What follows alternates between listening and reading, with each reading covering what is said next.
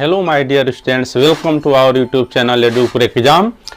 तो चलिए हम फिर हाजिर हैं और वही चैप्टर चल रहा है डाइस, और मैंने डाइस पर वो सारे पैटर्न पढ़ा दिया है जिन पे सवाल बनते हैं। अब हम कराने जा रहे हैं प्रीवियस ईयर क्वेश्चंस जो पीछे विभिन्न परीक्षाओं में आए हुए हैं, जिससे इस पैटर्न पर 40 प्रीवियस ईयर क्वेश्चंस पढ़ाने वाला हूं, जिससे कॉन्सेप्ट पूरी तरह क्लियर हो जाए और अभ्यास भी अच्छे से हो जाए। तो इस वजह से आप पूरा वीडियो देखिए और जहां भी समस्या हो हमें बताइए। हाँ, तो वीडियो स्टार्ट करने से पहले फटाफट आप वीडियो को लाइक, चैनल को सब्सक्राइब और शेयर कीजिए। तब चलते हैं हम सवाल पर। ये सवाल जितने भी प्रीवियस ईयर क्वेश्चंस हैं जो विभिन्न परीक्षाओं में आए हुए हैं, अब हम उन्हें बताने जा रहे हैं। तो ध्यान दीजिए। तो सब बच्चे सब्सक्राइब कीजिए और लाइक और शेयर। तब चलते हैं सवाल पर। कर दिए सभी लोग? तो चलिए चलते हैं सवाल पे। ध्यान दीजिए, यह दिया है प्रश्न जो आरआरबी एएसएम रेलवे में एसएम में आया हुआ है और आपसे पूछा है। सवाल हम पहले पढ़ते हैं तब इसे बताते हैं आराम से, मुझे हड़बड़ी नहीं है। दिया है, दर्शाए गए पासे के प्रारूप में अंक 2 के विपरीत फलक पर कौन सा अंक होगा। ध्यान दिए, डाइस है, पासा है और इसमें वन ही प्रारूप दिया हुआ है। तो इसमें से पूछ रहा है वन। जब मैंने बताया था जब पासे की वन प्रारूप दिया गया हो तो हमें दो चीजें सोचनी है, यह स्टैंडर्ड डाइस है या जनरल डाइस है। हाँ, जब भी वन ही स्थिति दी गई हो तो आप हमेशा दो चीजें अपने ब्रेन में सोचिए। आप इसे पहचानिए, ये स्टैंडर्ड डाइस है या जनरल डाइस है। यदि आप ये पहचान लेते हैं तो सवाल बनाना आसान हो जाता है। जैसे मिलाइए, इसमें मैंने सबसे बड़ा पहचान बताए थे पासे में 3 ही सतहें दिखाई पड़ रही हैं। मैंने बताया था पासे में कुल 6 सरफेस होती हैं। टोटल कितनी सरफेस होती है? 6 सरफेस होती हैं और यहाँ पर 3 सरफेस दिखाई पड़ रही हैं, यानी 3 सरफेस साइलेंट हैं, छिपी हुई हैं। तो जो सरफेस छिपी हुई होती हैं वो इसके अपोजिट होती हैं। तो अब हमें पहचानना है 2 के विपरीत सतह पर कौन सा अंक आता है, यही हमसे पूछ रहा है। अब ध्यान दिए, पहले हम यह पहचानते हैं यह जो डाइस दिया है यह जनरल डाइस है या स्टैंडर्ड डाइस है। तो मैंने बताया था जो सतहें दिखाई पड़ती हैं उन्हें संलग्न सतहें, जुड़ी हुई सतहें कहा जाता है, आपस में जुड़ी हुई होती हैं। तो यदि संलग्न सतहों का जोड़ 7 हो तो वह जनरल डाइस होता है। यदि संलग्न सतहों का जोड़ 7 हो, यदि कोई 2 संलग्न सतहों का जोड़ 7 हो तो वह जनरल डाइस होता है, साधारण पासा होता है। पर यदि 2 संलग्न सतहों का जोड़ 7 न हो, कोई भी 2 संलग्न सतहों का जोड़ 7 न हो तो वो स्टैंडर्ड डाइस होता है, मानक पासा होता है। तो हम पाते हैं 2 और 1 जोड़ रहे हैं तो 3, 6 और 2 जोड़ रहे हैं तो 8, परंतु 6 और 1 जोड़ रहे हैं तो 7 आ रहा है। और आप पढ़े हैं, मैंने बताया है यदि संलग्न सतहों का जोड़ 7 आए तो वो होता है जनरल डाइस, वो होता है जनरल डाइस। तो यह जनरल डाइस है। तो हमसे पूछ रहा है 2 के विपरीत फलक पर कौन सा नंबर आता है। तो यही जानिए, जनरल डाइस में मैंने बताया है जनरल डाइस में जितनी सतहें दिखाई पड़ती हैं उनके विपरीत वो सभी सतहें पॉसिबल हैं, वो सभी सरफेस पॉसिबल हैं, वो सभी नंबर पॉसिबल हैं जो छिपे हुए हैं। तो हमसे पूछ रहा है 2 के अपोजिट सरफेस पर कौन सा डिजिट आता है, यही आपसे पूछ रहा है। तो मिलाइए, पासे में टोटल नंबर होते हैं 1 2 3 4 5 6। इसमें हमें दिखाई पड़ रहा है 1 2 और 6, ये 3 नंबर दिखाई पड़ रहे हैं। तो स्पष्ट है यह जो 3 नंबर्स हैं 3 4 5 वो साइलेंट हैं, छिपे हुए हैं। तो मैंने बताया है जनरल डाइस में किसी भी सतह के अपोजिट जितनी साइलेंट सतह होती हैं वो सभी पॉसिबल है। या तो 2 के अपोजिट 3 भी पॉसिबल है, 4 भी पॉसिबल है, 5 भी पॉसिबल है, पर सर्टेनिटी से निश्चित रूप से ये बताना संभव नहीं है सिर्फ 3 ही पॉसिबल है, या 4 ही पॉसिबल है, या 5 भी पॉसिबल है। यानी 2 के अपोजिट 3 या तो 4 या तो 5, इनमें से कोई भी हो सकता है। यानी हमारा ऑप्शन हुआ डी। तो जब भी ऐसा सवाल आए आप तुरंत पहचानिए जो डाइस दिया है जनरल डाइस है या स्टैंडर्ड डाइस है। यदि जनरल डाइस है तो जिस नंबर के अपोजिट पूछ रहा है उस नंबर के अपोजिट वो सभी सतहें होंगी जो छिपी होती हैं, वो सभी सतहें पॉसिबल होंगी। या तो मिलाइए 2 के अपोजिट 3 है, 4 है, 5 है, जो दिखाई नहीं पड़ रही है वो छिपी हुई है। यानी 2 के अपोजिट या तो 3 हुआ, या तो 4 हुआ, या तो 5 हुआ। यानी हमारा ऑप्शन सही हुआ डी। ये रेलवे में सवाल है, यदि आप समझ लेते हैं तो 1 सेकंड में बिना पेन उठाए आंसर देने में सक्षम है। मजा आया? हाँ, तो अब इसी पर दूसरा सवाल चलते हैं, और यह इग्नू बीएड में आया है। यह आया है इग्नू बीएड में। मैंने बताया है प्रीवियस ईयर क्वेश्चंस चल रहे हैं, मिनिमम इस पर 38 से 40 क्वेश्चंस पढ़ाते हैं, तब पढ़ाते हैं ओपन डाइस प्रसारित पासा। अब ये सवाल दिया है, ये आया है इग्नू बीएड में। मैं सवाल पढ़ता हूं पहले। दिया है दर्शाए गए पासे के प्रारूप में 1 के विपरीत फलक पर कौन सा अंक होगा। यानी यह पासा का प्रारूप दिया है जिसमें 3 सरफेस दिखाई पड़ रही है, 3 सरफेस साइलेंट है। बताइए पता है डाइस में टोटल 6 सरफेस होती हैं, 3 सरफेस दिखाई पड़ रही हैं, 3 सरफेस साइलेंट हैं। तो हमसे पूछ रहा है 1 के अपोजिट सरफेस पर कौन सा डिजिट आता है। तो यह जानिए, जब भी सिर्फ 1 ही प्रारूप दिया गया हो, पासे की 1 ही स्थिति दी गई हो, तो हमेशा आप इसे 2 ही शर्त पहचानिए, ये जनरल डाइस है या स्टैंडर्ड डाइस है। यदि आप इतना पहचाने जनरल डाइस है तो इस नियम से बनाइए, स्टैंडर्ड डाइस है तो आप जानते ही हैं, वो भी मैं समझा रहा हूं। तो आप मिलाइए, संलग्न सतहों का जोड़ 7 हो रहा है या नहीं हो रहा है। यदि संलग्न सतहों का जोड़ 7 हो तो जनरल डाइस, यदि 7 न हो तो स्टैंडर्ड डाइस। तो यहां मिलाइए 5 1 जोड़ते हैं तो 6, 3 1 जोड़ते हैं तो 4, 5 3 जोड़ते हैं तो 8। यानी संलग्न सतहों का जोड़ सम जो है वो 7 नहीं आ रहा है। तो जब 7 नहीं आ रहा है तो ए है स्टैंडर्ड डाइस। और स्टैंडर्ड डाइस में आप पढ़े हैं संलग्न सतहों का जोड़ 7 न हो पर sum of opposite surfaces equal to 7, that is a standard dice. Understand? यानी जिसमें संलग्न सतहों का जोड़ 7 न हो पर विपरीत सतहों का जोड़ 7 हो, वो होता है स्टैंडर्ड डाइस, मानक पासा। तो मिलाइए आप संलग्न सतहें, जो सतहें दिखाई पड़ती हैं वो संलग्न सतहें होती हैं और इन्हें जोड़ने पर 7 नहीं आ रहा है, यानी ये स्टैंडर्ड डाइस है। और स्टैंडर्ड डाइस मैंने बताया है 2 विपरीत सतहों का जोड़ sum of opposite surface is equal to 7, 2 विपरीत सतहों के अंकों का जोड़ 7 आना चाहिए। तो 1 के विपरीत सतह पर बताइए कौन सा नंबर होना चाहिए जिसे जोड़ने पर 7 आए। तो आंसर हुआ 6 होना चाहिए। 1 में 6 जोड़ते हैं तो 7 होता है, क्योंकि ए है स्टैंडर्ड डाइस। आप स्टैंडर्ड डाइस में पढ़े हैं विपरीत सतहों का जोड़ 7 होता है।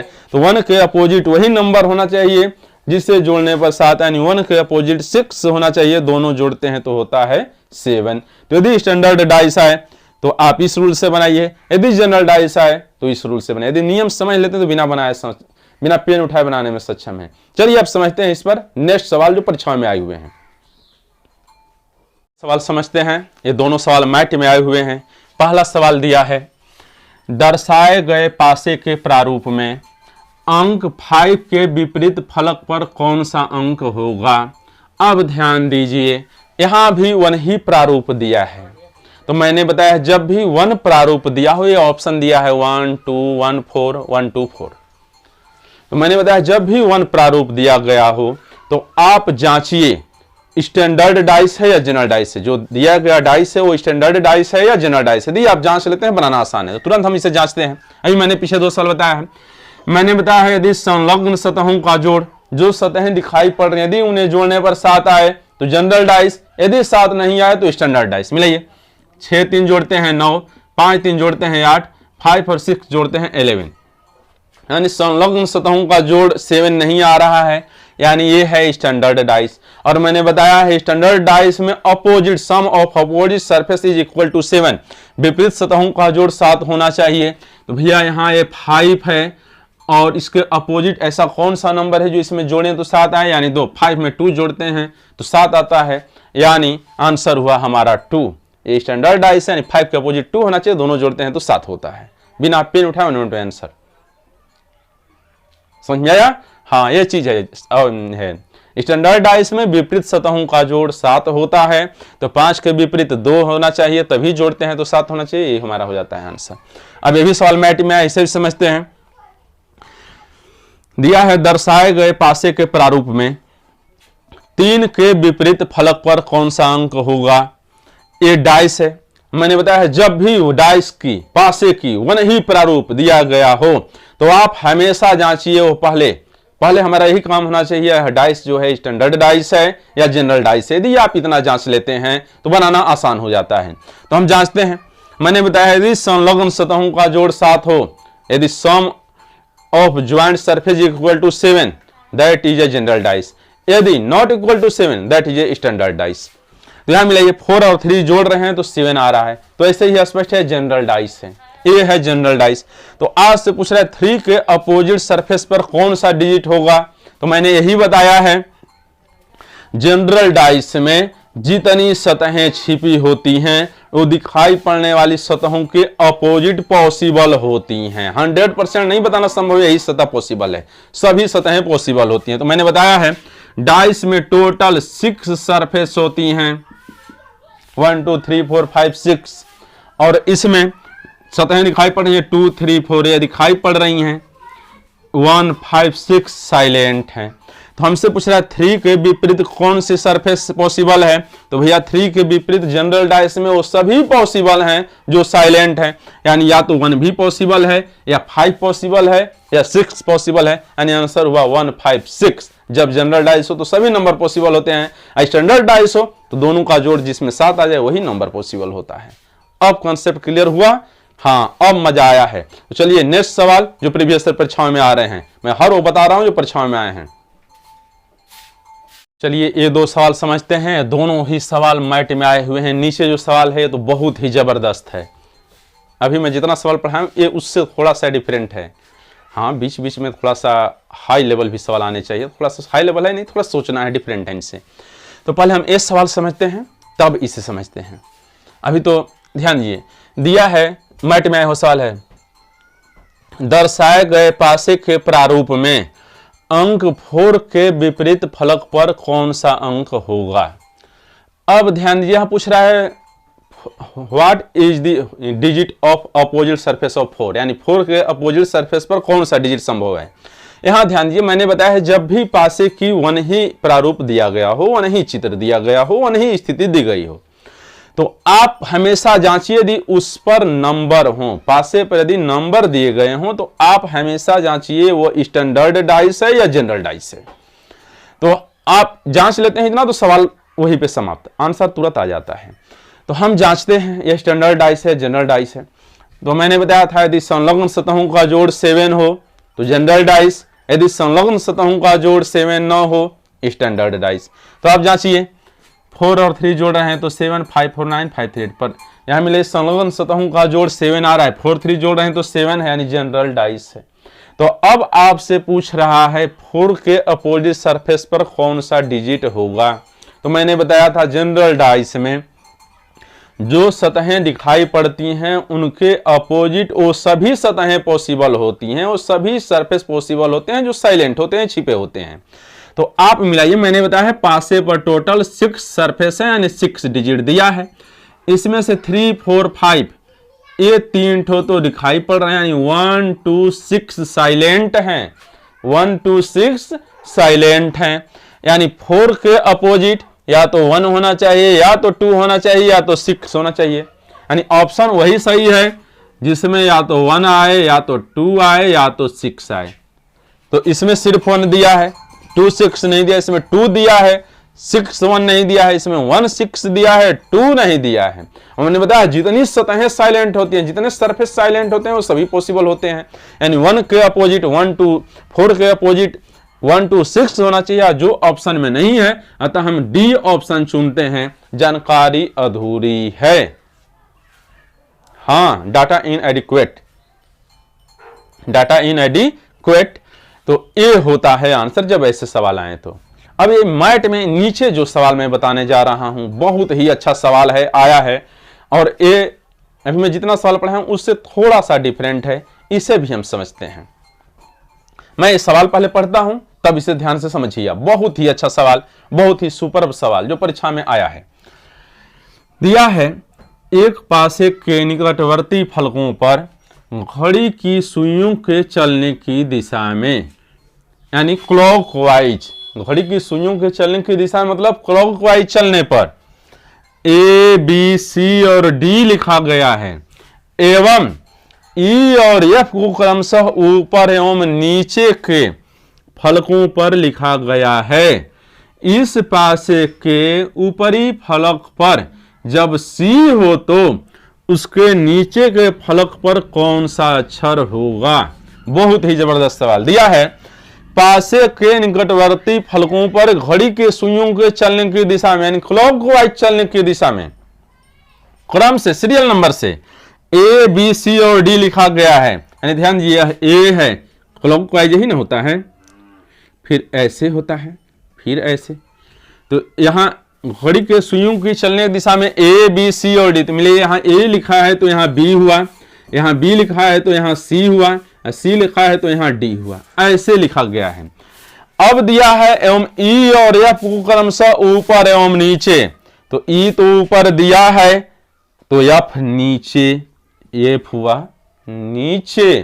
तो पूछ रहा है यदि इस पासे के ऊपरी फलक पर जब सी हो, यानी यदि यहां पर सी हो तो उसके नीचे फलक पर, यानी सी के अपोजिट सरफेस पर कौन सा अक्षर आएगा, ये आपसे पूछ रहा है। तो मैंने बताया है, यहां मिलाइए, यहां से बी के अपोजिट डी, ई के अपोजिट एफ, ए के अपोजिट सी, यह सरफेस इसके अपोजिट है।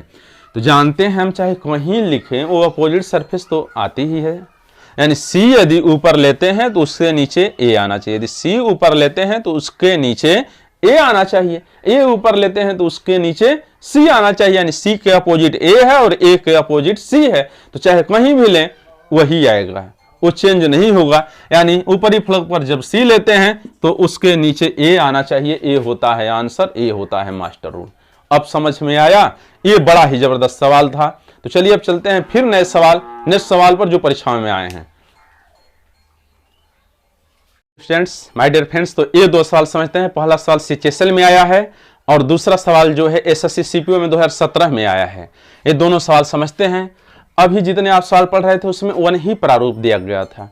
अब इसमें वन डैश तो है पर उसके दो प्रारूप दर्शाए हुए हैं। अब उसके आधार पर प्रश्न बन रहा है जो मैंने पहले पढ़ा दिया है। अब इसे समझते हैं।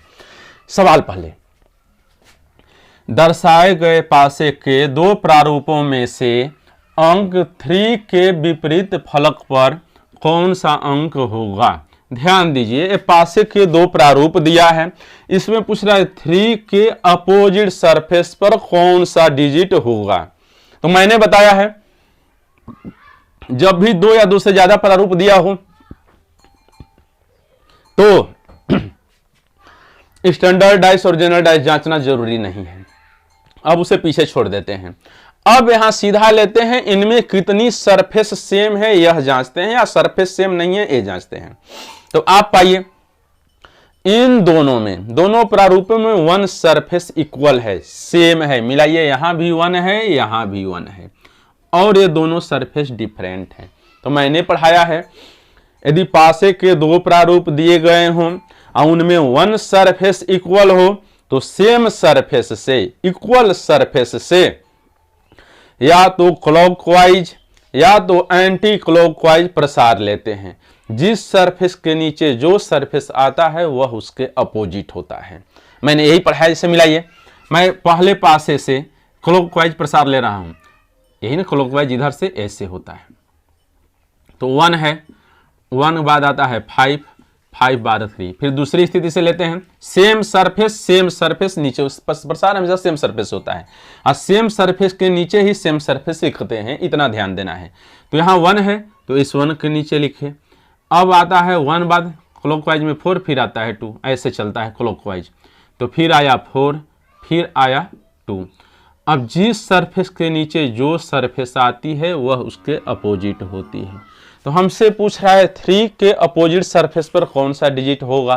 तो मिलाइए 3 के अपोजिट सरफेस पर नीचे 2 आ रहा है, यानी 3 के अपोजिट 2 होना चाहिए। ये होता है आंसर 1 सेकंड में। यदि आप जानते हैं बनाना तो बिना पेन उठाए ब्रेन में बनाइए, तुरंत आंसर दीजिए। ये है सिचुएशन में हुआ सवाल, बुझौल है, हलवा है। हाँ, ये है सवाल, समझ में आया। अब इसी पर एक दूसरा सवाल समझते हैं जो एसएससी सीपीओ में आया है। दिया है दर्शाए गए प्रारूपों के आधार पर बताइए कि 9 के विपरीत फलक पर क्या आएगा। यानी 2 प्रारूप दिया गया है, तो मैंने बताया है जब भी 2 या 2 से ज्यादा स्थितियां दी गई हो तो जनरल डाइस और स्टैंडर्ड डाइस से मतलब नहीं है, इतना जरूर आप ध्यान दें। अब मिलाइए, अब इनमें कितनी सरफेस सेम है या नहीं है सेम, और उस पर हम बनाते हैं सवाल। तो मिलाते हैं, इन दोनों में 1 ही सरफेस सेम है। मिलाइए 8 8 दोनों में समान है, बस यहाँ 7 9 है या 4 6 है। 1 सरफेस इक्वल है, तो मैंने अभी बताया है जब पासे के 2 प्रारूप दिए गए हों उनमें 1 ही सरफेस इक्वल हो तो इक्वल सरफेस से क्लॉकवाइज या एंटी क्लॉकवाइज डायरेक्शन में एक्सपेंशन लेने पर, प्रसार लेने पर नीचे जो सरफेस आता है वो उसके अपोजिट होता है। जैसे मिलाइए, इसमें से क्लॉकवाइज ऐसे चल रहे हैं हम, यदि इसे क्लॉकवाइज ले रहे हैं तो इसे भी क्लॉकवाइज, यदि इसे एंटी क्लॉकवाइज ले रहे हैं प्रसार तो इसे भी एंटी क्लॉकवाइज ही प्रसार लेना है, ध्यान देना है, दोनों सेम डायरेक्शन में प्रसार लेना है। तो मैं क्लॉकवाइज ले रहा हूं 8, अब मिलाइए 7, फिर 7 बाद आता है 9। इस तरह से यहां भी सेम सरफेस उससे नीचे लिखिए, फिर यहां से चलते हैं क्लॉकवाइज 6, फिर इसके नीचे चलिए, फिर चलते हैं 4, ऐसे चलता है। अब हमसे पूछ रहा है 9 के अपोजिट, तो मिलाइए 9 के नीचे 4 आ रहा है, यानी 9 के अपोजिट 4 होना चाहिए। आंसर हमारा सही हुआ बी। कन्फर्म है? एंटी क्लॉकवाइज बता दें? अच्छा, बच्चे बोल रहे हैं सर एंटी क्लॉकवाइज बताइए, उससे नहीं आता है। अच्छा जी, बता देते हैं। मान लीजिए हम इसे एंटी क्लॉकवाइज प्रसार ले रहे हैं और तब जांचते हैं सही आ रहा है नहीं आ रहा। मैं बोल तो दिया हूं भाई, आप प्रमाण चाहते हैं हमसे, लीजिए। एंटी क्लॉकवाइज ऐसे होता है, ए है जो ऐसे चलाए थे, अब इसे हमें ऐसे चलाना है, इधर से एंटी क्लॉकवाइज उल्टा चलाना है, हमें इधर से चलाना है, अब ऐसे चलाना है, ध्यान दो। तो ए हमें चलाना है एंटी क्लॉकवाइज। तो अब मिलाइए, सबसे पहले 8 है, इससे सामने प्रसार लिए तो फिर आया 9, फिर इससे लिए तो 7। अब यहाँ से 8 सामने 8, इसके बाद आया 4, फिर ऐसे लिए तो 6। चाहे आप क्लॉकवाइज चलाइए या एंटी क्लॉकवाइज चलाइए माय डियर स्टूडेंट्स, मिलाइए 9 के नीचे 4 ही आ रहा है, यानी 9 के अपोजिट सरफेस पर 4 होना चाहिए। अब तो कन्फ्यूजन दूर हुआ। हाँ, अब मजा आया है, अब तो ऐसा सवाल नहीं फंसना चाहिए। बहुत मजा आया पढ़ने में।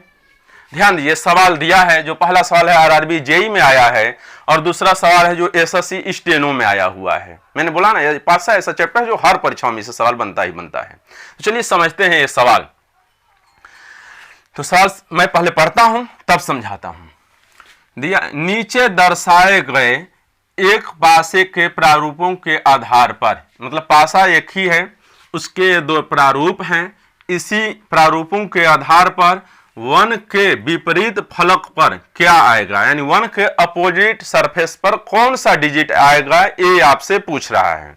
अब ध्यान दीजिए, जब भी मैंने ऐसा सवाल बताया है तो हमने पूछा है जो नंबर पूछ रहा है, मैंने ही बताया है जो नंबर पूछ रहा है वह मिलाइए किन प्रारूपों पर मौजूद है, किन प्रारूपों पर दिखाई दे रहा है। तो आप पाते हैं यह जो 1 है, हमें 1 के अपोजिट सरफेस पर क्या आएगा ये ना पूछ रहा है। तो आप पाइए 1 जो है दूसरी प्रारूप पर है पर पहले प्रारूप पर नहीं है। बहुत अच्छी बात है, नहीं है तो आप पाते हैं 1 पर जो नंबर्स हैं, यानी 1 से जुड़ी सतहें हैं, उन पर नंबर दिया है 2 और 6। ये दूसरे प्रारूप पर वो दोनों नंबर मौजूद है या नहीं है। तो हम पाए इस पर 2 और 6 दिया है, तो इस पर 2 तो मौजूद है पर इस पर का 6 इस पर मौजूद नहीं है। यानी दोनों प्रारूपों में कितनी सरफेस सेम है, पहले ये देखना है। तो हम पा रहे हैं दोनों प्रारूपों में सिर्फ 1 सरफेस सेम है। इसमें मिलाइए 2 है, यहां भी 2 है। और ये 3 5 है, 1 6 है, यानी दोनों प्रारूपों में सिर्फ 1 सरफेस इक्वल है, सेम है। तो मैंने बताया था जब पासे की कई स्थितियां दी गई हों और 2 स्थितियों में 1 सरफेस इक्वल हो तो हम इक्वल सरफेस से क्लॉकवाइज या एंटी क्लॉकवाइज डायरेक्शन में प्रसार लेते हैं। तो जो यहाँ सेम सरफेस है इसी से हम प्रसार ले रहे हैं क्लॉकवाइज में। जैसे मान लीजिए पहले प्रारूप से सेम सरफेस दोनों में 2 है तो 2 से लेते हैं, पहले 2, ये हमारा क्लॉकवाइज डायरेक्शन है तो 2 बाद आता है 3, 3 बाद आता है 5। इसी तरह मिला यहाँ से भी सेम से, जब इसे क्लॉकवाइज ले रहे हैं तो ये भी क्लॉकवाइज होना चाहिए। तो 2, तो ध्यान दीजिए सेम सरफेस के नीचे सेम सरफेस लिख दीजिए पहले, इसके बाद क्लॉकवाइज में प्रसार लीजिए, 2 बाद आता है 6, 3 के नीचे 6, फिर यहाँ से चलिए क्लॉकवाइज, फिर नीचे आता है 1, फिर 1। जान जी जिसके नीचे जो सरफेस दिखाई देता है वो परस्पर अपोजिट होते हैं, विपरीत होते हैं। तो हमसे पूछ रहा है 1 के अपोजिट सरफेस पर कौन सा अंक आएगा। अरे भैया 1 के ऊपर मिलाइए 5 है, यानी 1 के अपोजिट सरफेस पर 5 आना चाहिए, ए है आंसर, बिना रटे। मैंने पूरा कंसेप्ट पहले पढ़ा दिया है। अब इससे पहले दूसरा सवाल चलते हैं जो एसएससी स्टेनो में आया हुआ है। इसे पूछ रहा है नीचे दर्शाए गए प्रारूपों के आधार पर 3 के विपरीत फलक पर कौन सा अंक आएगा, यानी 3 के अपोजिट 3 के अपोजिट सरफेस पर कौन सा डिजिट आएगा ये आपसे पूछ रहा है। तो हमने पहले सेम बताया है, जो डिजिट पूछ रहा है पहले ढूंढिए वह दोनों प्रारूपों में से किस पर मौजूद है। तो मैं पा रहा हूं 3 इस पर मौजूद है। तो अब 3 से 2 सतहें जुड़ी हुई हैं 1 और 2। तो आप पाइए 3 के सिवा जो सतहें इस पर मौजूद हैं 3 से जुड़ी हुई हैं वो दूसरे प्रासे पर मौजूद हैं या नहीं। तो हम पाते हैं 3 के सिवा इस पर 1 और 2 हैं, दूसरे पर भी 1 और 2, यानी दोनों में अब इसमें 2 सरफेस है, इसमें मिले 1 सरफेस सेम हो। जब 2 प्रारूपों में 1 सरफेस सेम हो तो आप सेम सरफेस से एंटी क्लॉकवाइज या क्लॉकवाइज या एंटी क्लॉकवाइज प्रसार लीजिए और इस तरह से आंसर लाइए।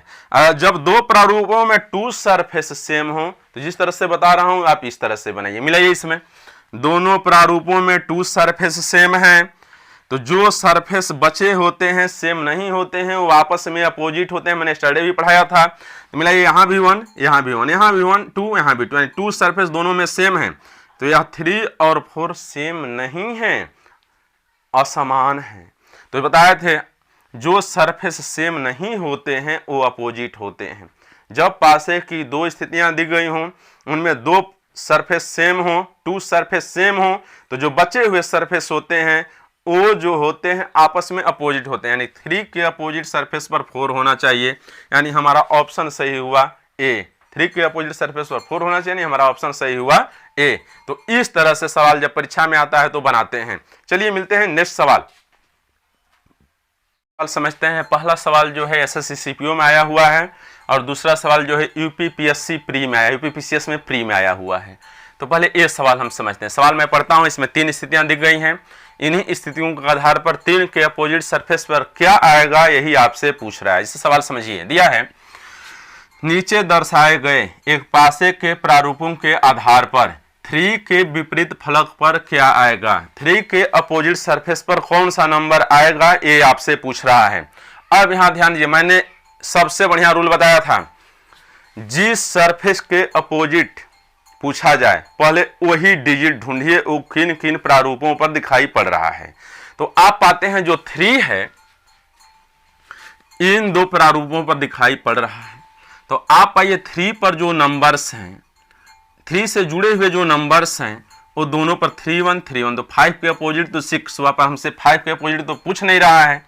फिर हम पाते हैं 3 से 1 2 3 सतहें यहाँ पर जुड़ी हैं, दिखाई पड़ रही हैं। और मैंने बताया था हर सरफेस से 4 सतहें जुड़ी होनी चाहिए, 4 सरफेस जुड़ी होती हैं।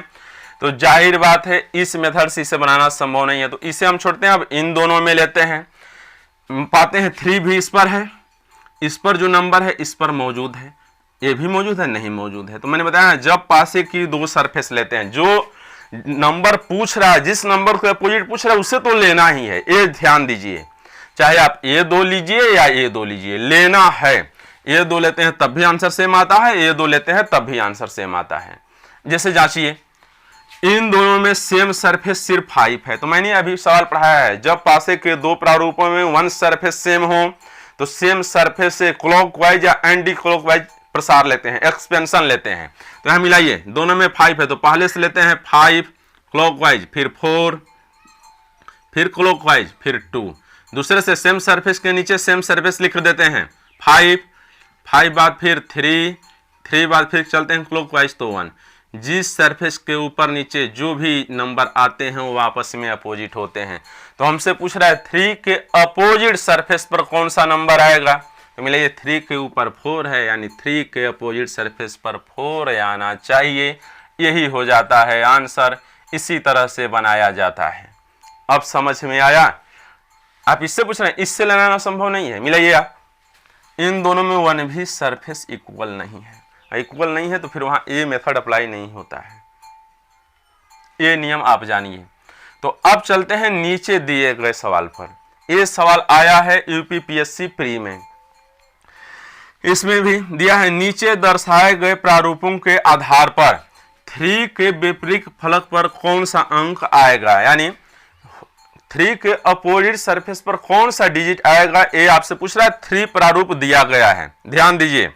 तो हमसे जिस नंबर के अपोजिट पूछे पहले वही ढूंढते हैं वो किन किन सरफेस पर किन किन स्थितियों में मौजूद है।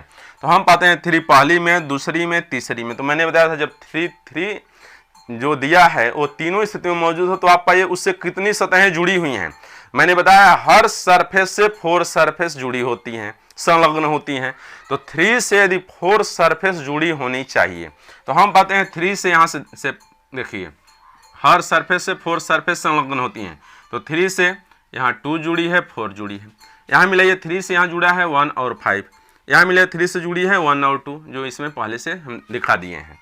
हमने बताया हर सरफेस से 4 सरफेस जुड़ी होती हैं, संलग्न होती हैं, और जो सरफेस नहीं जुड़ी होती हैं वो अपोजिट होती हैं। वो उस सरफेस के जिससे नहीं जुड़ी होती हैं उसके अपोजिट होती हैं।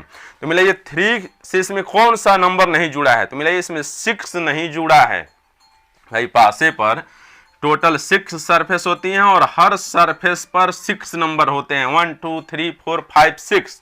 तो आप पाइए यहाँ पर 1 है, 2 है, 3 है, 4 है, 5 है, टोटल 5 नंबर तो यहाँ मौजूद हैं। इनमें 6 नहीं दिखाई दे रहा है, वो साइलेंट है। जो नंबर नहीं जुड़ा होता है वो साइलेंट होता है, नहीं दिखाई देता है, वो इस नंबर के अपोजिट होता है। यानी 3 के अपोजिट 6 होना चाहिए, ये होता है आंसर। जादू यदि आप समझ लेते हैं तो इसे ब्रेन में भी बनाने में सक्षम है, 1 सेकंड में सॉल्व हो जाता है। अब समझ में आया? हाँ, ये होता है मास्टर रूल। और जब भी सवाल आए आप इस मेथड से इसे बनाने में सक्षम है। दूसरा मेथड भी होता है पर मैं समझता हूँ ये one of the best method है। आप चाहे तो इससे मिलाइए, उससे भी बन जाता है। तो चलिए फिर मिलते हैं दूसरे सवाल पर जो परीक्षा में आए हैं। चलिए ये दोनों सवाल समझते हैं। दोनों सवाल सीजीआई में आए हुए हैं और मैंने पहले बताया पासा पे सिर्फ नंबर्स ही नहीं होते हैं, उन पर डॉट्स भी होते हैं, बिंदु भी होते हैं। तो चलिए समझते हैं सवाल। दोनों पर बिंदु दिया है। पहला सवाल हम पढ़ते हैं। दिया है, नीचे एक ही पासे के दर्शाए गए प्रारूपों के आधार पर, एक ही पासा है उसी के 2 प्रारूप दर्शाए गए हैं, उसी के आधार पर एक बिंदु के विपरीत फलक पर कितने बिंदु होंगे, यानी 1 के अपोजिट सरफेस पर कितने पॉइंट्स होंगे, डॉट्स होंगे, बिंदु होंगे, वो आपसे पूछ रहा है। तो मैंने बताया है जिस बिंदु के बारे में पूछा जाए पहले वह मिलाइए किन सरफेस पर मौजूद है, किन स्थिति में दिखाई दे रहा है। तो आप पा रहे हैं 1 जो है इस पर है, पर इस पर तो नहीं है।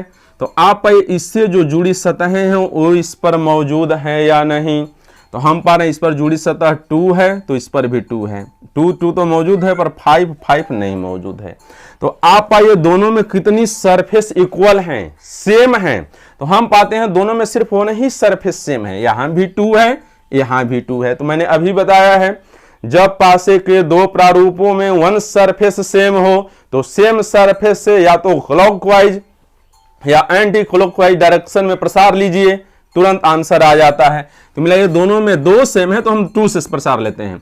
यहां मिलाइए 2 क्लॉकवाइज, 2 बाद 1, 1 बाद 5। यहां भी मिलाइए 2, सेम सरफेस के नीचे सेम सरफेस लिखते हैं। 2 बाद आता है 6 और 6 बाद आता है 3। तो आप से पूछ रहा है 1 के अपोजिट सरफेस पर, तो 1 के नीचे मिलाइए 6 है, यानी 1 के अपोजिट सरफेस पर 6 बिंदु होने चाहिए। ये होता है मास्टर रूल। हाँ, अब समझ में आया। तो चलिए, समझ में आना चाहिए। और इसी पर 14वां सवाल है, नीचे एक पासे की दो स्थितियां दी गई हैं, एबीसीजीएल में आया है, ऐसे चित्र उसमें बनाया है। यदि ऊपर वाले फलक में 3 बिंदु हैं तो नीचे वाले फलक में कितने बिंदु होंगे, यानी अपोजिट, 3 बिंदु के अपोजिट, भैया ऊपर के अपोजिट नीचे होता है। तो दिया है ऊपर वाले फलक में 3 बिंदु हैं तो नीचे वाले मैंने उसके अपोजिट, 3 बिंदु के अपोजिट सरफेस पर कितने बिंदु होंगे, यह आपसे पूछ रहा है। समझ में आ रहा है बहुत बढ़िया से? हाँ, चलिए, बहुत बढ़िया। तो ये चीज है। तो मैंने बताया है जिस बिंदु के बारे में चर्चा हो रही है, जिस बिंदु के अपोजिट पूछ रहा है, पहले वह ढूंढिए इन प्रारूपों पर किन पर मौजूद है। तो 3 बिंदु के अपोजिट पूछ रहा है, तो मैंने पाया 3 तो इस पर है, पर इस पर तो 3 नहीं है कहीं पे। तो अब आप मिले, ये जब इस बिंदु पर 3 है तो इससे जुड़ी सतहें जो हैं इस पर मौजूद है नहीं। यदि दोनों सतहें मौजूद हैं तो बहुत बढ़िया बात है, नहीं मौजूद है तो वन सरफेस तो जरूर मौजूद होता है।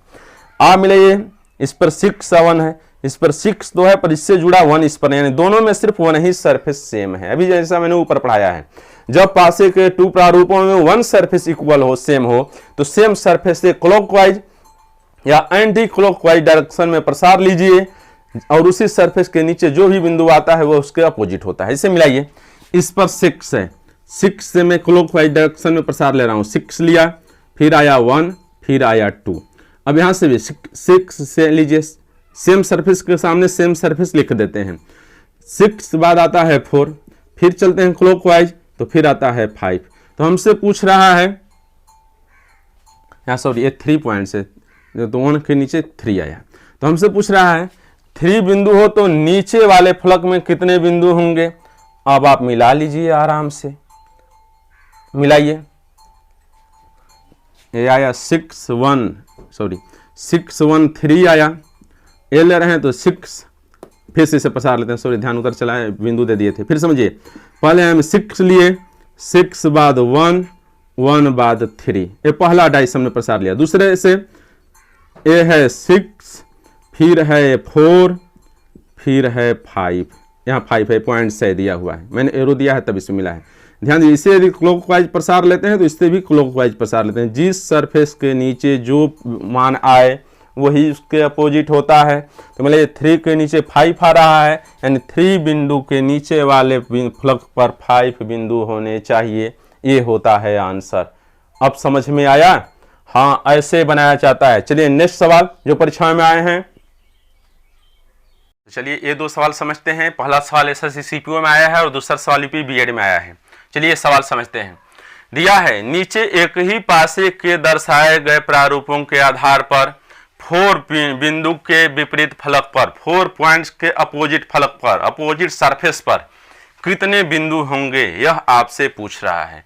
ध्यान दीजिए, मैंने बताया जब भी 2 स्थितियां दी गई हों और जिस बिंदु के अपोजिट पूछ रहा है पहले उसे ढूंढते हैं। हमसे पूछ रहा है 4 के अपोजिट, तो हम पाते हैं 4 किस सरफेस पर है, यहाँ है, इस पर है तो नहीं है। अब 4 से कौन सी सतहें जुड़ी हैं, ये 2 सतहें जुड़ी हैं, तो इन पर जो बिंदु हैं वो दूसरी सतह पर है या नहीं, दूसरे प्रारूप पर है या नहीं है। तो हम पाते हैं इस 4 से जुड़ी हुई सतहों पर 1 और 6 हैं, इस पर भी 1 और 6 मौजूद हैं, तो काम आसान हो जाता है। भैया मिलाइए, इसमें भी 2 सरफेस, इसमें भी 2 सरफेस इक्वल हैं। तो मैंने बताया था जब पासे के 2 प्रारूपों में 2 सरफेस सेम हों तो जो सरफेस सेम नहीं होते हैं वो आपस में अपोजिट होते हैं। यानी यहाँ 1 6, यहाँ भी 1 6, दोनों सेम है तो सेम नहीं है, इस पर 4 है और इस पर 2 है, अपोजिट है दोनों, दोनों सेम नहीं है, यानी 4 के अपोजिट सरफेस पर 2 होना चाहिए, यही हो जाता है आंसर, ये हो जाता है आंसर। इसी तरह 16 यूपी बीएड में आया है। दिया है, नीचे एक पासे की 2 स्थितियां दी गई हैं। यदि नीचे वाले फलक में 4 बिंदु हों तो ऊपर वाले फलक में कितने बिंदु होंगे। भैया नीचे के अपोजिट ऊपर होता है, यानी 4 के अपोजिट बिंदु सरफेस पर कितने बिंदु होते हैं ये तो पूछ रहा है। भैया दिया है यदि नीचे वाले फलक में 4 बिंदु हों तो ऊपर वाले फलक में कितने बिंदु होंगे। आप जानते हैं नीचे के अपोजिट ऊपर और ऊपर के अपोजिट नीचे। तो दिया है नीचे यदि 4 बिंदु हैं तो ऊपर कितने होंगे, यानी 4 के अपोजिट सरफेस पर कितने बिंदु होंगे, यह आपसे पूछ रहा है। तो अब मिलाइए, हमसे 4 के अपोजिट पूछ रहा है तो मिलाइए इनमें किन पे 4 मौजूद है, तो हम पाए इस पर मौजूद है। तो अब इससे जुड़ी सतहों पर कौन से बिंदु हैं, तो 1 और 5। हम ढूंढते हैं यह जो बिंदु इससे जुड़े हैं वो इस पर है या नहीं, तो ये भी इस पर है, यानी 2 सरफेस दोनों में इक्वल है। मिलाइए 1 5 1 5। तो मैंने बताया जो शेष सरफेस होते हैं जो इक्वल नहीं होते हैं, यदि किसी पासे के दो प्रारूपों में, मैं बार बार बोल रहा हूं जिससे पूरी तरह से याद हो जाए, यदि किसी पासे के दो प्रारूपों में 2 सरफेस सेम हो तो जो सरफेस इक्वल नहीं होते हैं वो आपस में अपोजिट होते हैं। यानी यहाँ मिले 5 1 5 1 सेम है, या 4 और 2 सेम नहीं, यानी 4 के अपोजिट 2 होगा, यानी 4 के अपोजिट सरफेस पर यानी ऊपर वाले सरफेस पर 2 होना चाहिए। ये होता है आंसर। तो अब अच्छे समझ में आ रहा है डाइस, मैं समझता हूं, नियम समझा दिया हूं। अब इस पर प्रैक्टिस चल रहा है प्रीवियस ईयर क्वेश्चंस, तो अब कंफ्यूजन दूर होना चाहिए। परीक्षा में आप इसे छोड़ने वाले नहीं हैं। तो अच्छा, हाँ, तो चलिए बहुत बढ़िया है। चलिए समझते हैं सवाल। दिया है नीचे एक ही पासे के दर्शाए गए प्रारूपों के आधार पर 6 बिंदु के विपरीत फलक पर कितने बिंदु होंगे। ध्यान दीजिए, 6 के अपोजिट सरफेस पर कितने बिंदु होंगे। मैंने बताया जिस सरफेस के बारे में पूछे, जिस मान के बारे में पूछे वो मिलाइए दोनों प्रारूपों पर में से किस पर है या दोनों पर है। तो हमसे 6 के अपोजिट सरफेस पर कितने बिंदु होंगे यह पूछ रहा है। तो हम पा रहे हैं 6 जो है इस पर तो है, दोनों पर 6 है। तो अब इससे जुड़ी सतहें कौन सी हैं, तो 1 2 3 4 मिले 6 से जुड़ी सतहें हैं। मैंने बताया हर सरफेस से 4 सरफेस संलग्न होती हैं, तो 6 से जुड़ा है इस पर 1 2, इस पर जुड़ा है 3 4। तो मैंने बताया हर सरफेस से 4 सरफेस जुड़ी होती हैं, संलग्न होती हैं। तो जो सरफेस संलग्न नहीं होती है वो इस सरफेस के अपोजिट होती है। तो मेरे 6 से इसमें नहीं जुड़ा है तो 5 बताइए। डाइस में टोटल 6 सरफेस होते हैं और उस पर 6 पॉइंट्स होते हैं, 1 2 3 4 5 6। तो इसमें मिला 1 है 2 है 3 है 4 है 6 है, पर इसमें 5 साइलेंट है, यानी 5 ही अपोजिट है। जो नहीं जुड़ा है, जो नहीं दिखाई पड़ रहा है, वह इस सतह के अपोजिट है, यानी 6 के अपोजिट सरफेस पर 5 होना चाहिए। ये होता है आंसर। अब समझ में आया। चलिए इसी पर भी सवाल सिचुएशन में आया, ये समझते हैं। सवाल प्रश्न सेम ही रहता है, बस पूछने का ढंग बदल जाता है। ध्यान दीजिए कैसे पूछा है और बच्चे उसी में उलझ जाते हैं। इसे दिया है नीचे एक पासे की 2 स्थितियां दी गई हैं। यदि नीचे वाले फलक में 1 हो तो सामने वाले फलक पर क्या होगा। यदि नीचे वाले फलक में 1 हो तो सामने वाले फलक पर क्या होगा। अब ध्यान दिए, सामने शब्द वहां नीचे ऊपर दिया था, यहां सामने दे दिया है। बच्चे भ्रम में पड़ जाते हैं। नहीं भैया, मेरे सामने जो होता है वो मेरे अपोजिट ही तो होता है। मेरा फेस उसकी ओर, उसका फेस मेरी ओर। इसी तरह से नीचे के सामने ऊपर होता है, ऊपर के सामने नीचे होता है।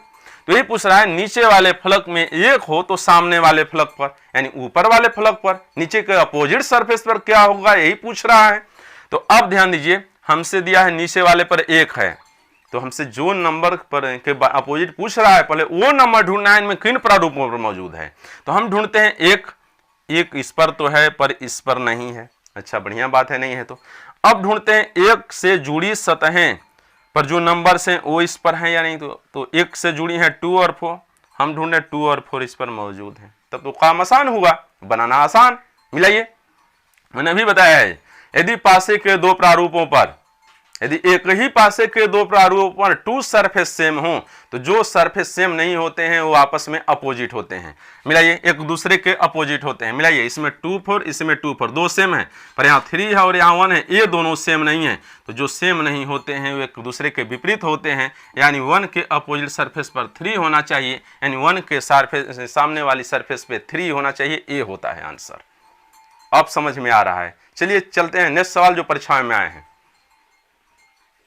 ये दोनों सवाल समझते हैं। पहला सवाल सीजीएल में आया है, दूसरा एसएससी कांस्टेबल में आया है। तो पहले हम पहला सवाल समझते हैं। मैंने बताया था पासे पर सिर्फ नंबर ही नहीं होते हैं, पॉइंट्स ही नहीं होते हैं, उन पर अक्षर भी होता है, सर्किल भी होता है, नोटेशन अल्फा बीटा गामा भी होता है, ट्रायंगल भी होता है। इसलिए उससे हड़बड़ाना नहीं है। मैंने जो नियम बताया वो मास्टर रूल है। तब आप बोलिए हाँ सर डाइस तो आप ऐसा पढ़ा दिए जीवन भर नहीं भूलने वाला है, और कोई भी क्वेश्चन आए परीक्षा में आप सीधा बनाने वाले हैं।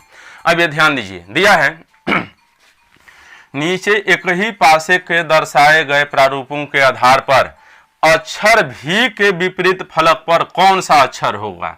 अक्षर भी जो है इसके विपरीत फलक पर अपोजिट सरफेस पर कौन सा अक्षर होगा, ये आपसे पूछ रहा है। ध्यान दीजिए, यहाँ पे हमेशा जानिए जिस अक्षर या नंबर के विपरीत पूछे पहले वह ढूंढिए। मैं यही सबसे बड़ा कॉन्सेप्ट बताया है, जिस अक्षर के अपोजिट पूछ रहा है पहले ढूंढिए वह इन दोनों पर मौजूद है या सिर्फ वन पर मौजूद है।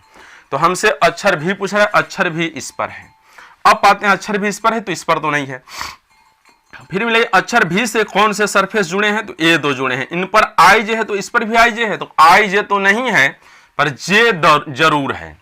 वन सरफेस दोनों में इक्वल है। जब दोनों इक्वल होता है तो आसानी से बन जाता है। जब वन इक्वल हो तो मैंने बताया है जब पासे के दो प्रारूप दिए गए हों और उनमें वन सरफेस इक्वल हो, सेम हो, तो उसी सेम सरफेस से या तो क्लॉकवाइज या तो एंटी क्लॉकवाइज डायरेक्शन में प्रसार लीजिए, एक्सपेंशन लीजिए, जिसके नीचे जो सरफेस आती है वो उसके अपोजिट होती है। जैसे मिलाइए आप, दोनों में जे सेम है और ये दोनों डिफरेंट हैं, तो हम सेम सरफेस से क्लॉकवाइज डायरेक्शन में प्रसार ले रहे हैं। जैसे मिलाइए, यहाँ पहले सरफेस से हम ले रहे हैं जे से क्लॉकवाइज चलते हैं तो आता है आई से क्लॉकवाइज चलते हैं तो आता है भी। अब यहाँ भी जे है, ध्यान दिए दोनों में सेम सरफेस के नीचे सेम सरफेस लिखिए आप। इसके बाद प्रसार, जे के बाद चलते हैं क्लॉकवाइज यू, इसके बाद चलते हैं क्लॉकवाइज एस, यानी भी के अपोजिट सरफेस पर एस अक्षर आना चाहिए। जिसके नीचे जो या ऊपर जो रहता है वो दोनों आपस में अपोजिट होते हैं, एक दूसरे के विपरीत होते हैं, यानी भी के अपोजिट सरफेस पे एस होना चाहिए। ये होता है आंसर। मैं समझता हूँ अब तो कंसेप्ट क्लियर हुआ। इतना सवाल बता दिया हूँ, 19वां सवाल बता रहा हूँ प्रीवियस ईयर क्वेश्चंस में, प्रैक्टिस में भी 10-20 सवाल बता दिया हूँ। टोटल 60-70 सवाल पढ़ते पढ़ते पूरा डाइस आप अच्छे से बना लेने वाले हैं। इतना कोई टीचर नहीं पढ़ाता है। समझिए यहाँ पे 20वां सवाल, ये एसएससी कांस्टेबल में आया है। दिया है एक पासे की 6 फलकों को हरा, नीला, सफेद, पीला, काला और गुलाबी रंगों में रंगा गया है। मैं हर टाइप बता रहा हूँ, ऐसा नहीं सिर्फ सर अक्षर वाले ही बता रहे हैं, पॉइंट वाले, अक्षर, पॉइंट, नोटेशन, अल्फाबेट, शब्द, चाहे कुछ भी दिया हो, हर टाइप इसमें पढ़ा रहा हूँ, जिसका कॉन्सेप्ट पूरी तरह से क्लियर हो जाए। और आप ये प्रैक्टिस भी अच्छे से, आप नोट्स बना लेते हैं तो ऐसे सवाल चाहे कितने भी आए, कितने भी सेट्स बनाइए, उसमें सब दिया है। अब ध्यान दीजिए, दिया है एक पासे की 6 फलकों को हरा, नीला, सफेद, पीला, काला और गुलाबी रंगों में रंगा गया है। यदि काले रंग को ऊपरी फलक पर कर दिया जाए तो निचले फलक पर कौन सा रंग होगा। यानी काला यदि ऊपर है तो निचले, यानी उसके अपोजिट, भाई ऊपर के अपोजिट नीचे होता है, तो यदि काला ऊपर है तो उसके अपोजिट सरफेस पर, उसके सामने के सरफेस पर कौन सा रंग आएगा ये पूछ रहा है। तो मैंने सबसे बड़ा रूल बताया है, जिस रंग के अपोजिट पूछे पहले उसे आप पकड़िए। इन दोनों पर दिया है या सिर्फ वन पर दिया है, तो काला मिला रहे हैं, सिर्फ इस पर दिया है, इन दोनों पर नहीं है। तो फिर आप मिलेगी काला से जो सतहें जुड़ी हैं, पीला, सफेद, वो भी इस पर हैं। तो मैं पा रहा हूं दोनों सतहें तो नहीं, पर सिर्फ सफेद मौजूद है दोनों पर। तो मैंने अभी ऊपर से बताया है, इनमें जब वन ही सरफेस सेम हो तो सेम सरफेस से या तो क्लॉकवाइज डायरेक्शन में या एंटी क्लॉकवाइज डायरेक्शन में आप एक्सपेंशन लीजिए, प्रसार लीजिए। तो यहाँ मिला ये सफेद और यह भी सफेद, तो पहले इससे चाहे इससे जिससे लेना हो, इसी से हम लेते हैं। पहले प्रारूप से सफेद, फिर इससे चलते हैं क्लॉकवाइज नीला, फिर इससे चलते हैं क्लॉकवाइज हरा, फिर इससे लीजिए सफेद से, सफेद के नीचे सफेद, सेम सरफेस के नीचे सेम सरफेस लिखिए, सफेद बाद पीला, पीला के बाद काला, ब्लैक। अब मिलाइए, पूछ रहा है ब्लैक के अपोजिट सरफेस पर, तो ब्लैक के अपोजिट सरफेस पर ग्रीन यानी हरा आना चाहिए। ये होता है आंसर, ये है मास्टर रूल। मैं समझता हूं अब कॉन्सेप्ट अच्छे से क्लियर हो रहा है। चलिए चलते हैं नेक्स्ट सवालों पर जो परीक्षाओं में आए हैं। चलिए ये दोनों सवाल समझते हैं। दोनों सवाल एसएससी सीपीओ में आए हैं 2017 में, लेटेस्ट में आए हुए हैं। तो चलिए दोनों सवाल समझते हैं माय डियर स्टूडेंट्स। अब मैंने बताया था इन पर नोटेशन सैम्बल अब चेंज हो रहा है, नंबर नहीं था, नंबर था तो आसानी से बना लेते थे, फिर भी रूल वही है, इसमें हड़बड़ा नहीं है। ध्यान दीजिए, दिया है नीचे एक पासे की अवस्थाएं दर्शाई गई हैं, एंड, इसे पढ़ते हैं एंड युक्त फलक के विपरीत क्या आएगा, यानी एंड के अपोजिट सरफेस पर क्या आएगा। मैंने बताया है नंबर दिया हो, नोटेशन दिया हो, चाहे कुछ भी दिया हो, जिस मान के अपोजिट सरफेस पर पूछे हम पहले उसे ही ढूंढते हैं। तो एंड दिया है तो हम इसमें ढूंढते हैं एंड किस पर है, दोनों पर है या सिर्फ वन ही प्रारूप पर है। तो हम पा रहे हैं एंड इस पर है, इस पर तो नहीं है, मिला लीजिए आप भी। अब आप पाइए एंड इस पर तो है, इस पर नहीं है। एंड से जुड़ी सतहों पर क्या है, परसेंटेज और स्टार है, इस पर भी पाते हैं परसेंटेज और स्टार है, तो परसेंटेज तो नहीं है, सिर्फ स्टार है, मिला लीजिए। यानी दोनों में मिलाते हैं। अब जब दोनों ना मिलें, दोनों जुड़ी हुई सतहें ना मिलें, जो इस पर दोनों जुड़ी जो हैं वो इस पर ना मिलें, तो आप मिलाइए कितनी सतहें दोनों में सेम हैं, दोनों प्रारूपों में कितनी सरफेस सेम है। तो आप पाते हैं दोनों में सिर्फ 1 सरफेस सेम है। यहाँ भी स्टार है तो यहाँ भी स्टार है। तो जानिए, जब दोनों में 1 सरफेस सेम हो, तो मैंने बताया था सेम सरफेस से दक्षिणावर्त दिशा में, क्लॉकवाइज दिशा में आप, या एंटी क्लॉकवाइज वामावर्त दिशा में आप प्रसार लीजिए। प्रसार करते हैं, जिस सरफेस के नीचे जो मान आता है वह उसके अपोजिट होता है। तो आप मिलाइए, यहाँ स्टार के अपोजिट लेते हैं, दोनों में स्टार सेम है, पहले स्टार हम बना लिए।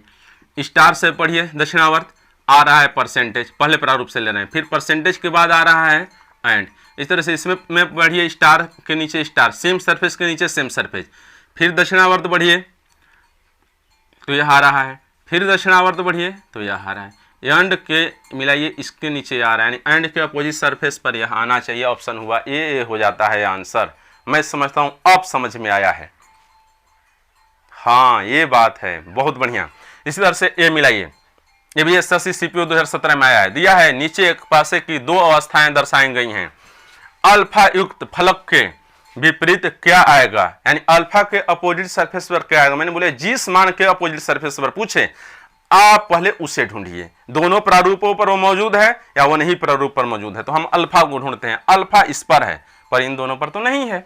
अब ढूंढते हैं अल्फा से कौन सी सतहें जुड़ी हैं, थीटा और बीटा। तो हम ढूंढते हैं थीटा और बीटा दोनों इस पर हैं, तो दोनों तो नहीं है भाई, सिर्फ वो नहीं है थीटा। तो अब ढूंढिए इनमें कौन ने सरफेस मैच हो रहे हैं। तो हम पाए दोनों में सिर्फ 1 ही सरफेस इक्वल है, थीटा थीटा मिला, ये दोनों डिफरेंट हैं। दोनों में जब 1 ही सरफेस इक्वल हो तो अभी मैंने ऊपर नियम बताया है, सेम सरफेस से क्लॉकवाइज डायरेक्शन में आप एक्सपेंशन लीजिए, प्रसार लीजिए।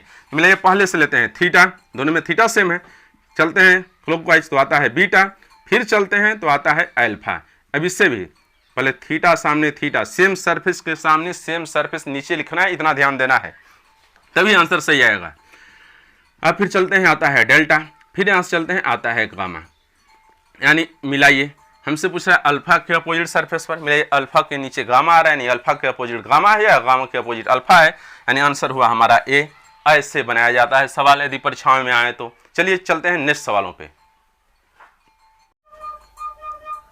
तो चलिए ये दोनों सवाल समझते हैं। पहला सवाल एमपी पुलिस में 2017 में आया है और एसएससी सीएचएसएल में दोनों सवाल आए हैं। ये चल रहा है प्रीवियस ईयर क्वेश्चंस। तो अब ध्यान दीजिए, मैं सवाल समझाने जा रहा हूं। दिया है नीचे दिए गए एक पासे की स्थितियों के आधार पर बताइए कि 2 के विपरीत क्या होगा, यानी 2 के अपोजिट सरफेस पर क्या होगा। मैंने बताया जिस सरफेस के बारे में पूछे पहले आप उसे ढूंढिए, वो किन पर मौजूद है, किन प्रारूपों पर मौजूद है। सबसे आसान नियम यही है।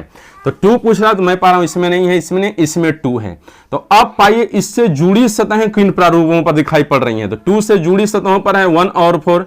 आ मिले 2 से जुड़ी सतहों 1 और 4 यहाँ है, यहाँ है दोनों, यानी इनमें 2 सरफेस इक्वल हैं, इसमें तो नहीं है पर यहाँ है। तो मैंने बताया है जब किसी पासे के 2 प्रारूपों में 2 सरफेस इक्वल हों तो जो शेष सरफेस होती हैं वो एक दूसरे के विपरीत होती हैं। तो मिला ये 2 सरफेस इक्वल हैं तो 2 के अपोजिट 6 बचा भाई, दोनों इक्वल नहीं है, यानी 2 के अपोजिट सरफेस पर 6 आना चाहिए। ये है मास्टर रूल, चाहे 3 नहीं, 4 नहीं, 5 नहीं, 50 चित्र दे दे, सेम मेथड है। जैसे अब इसी पर समझते हैं एक सवाल एसएससी में आया है।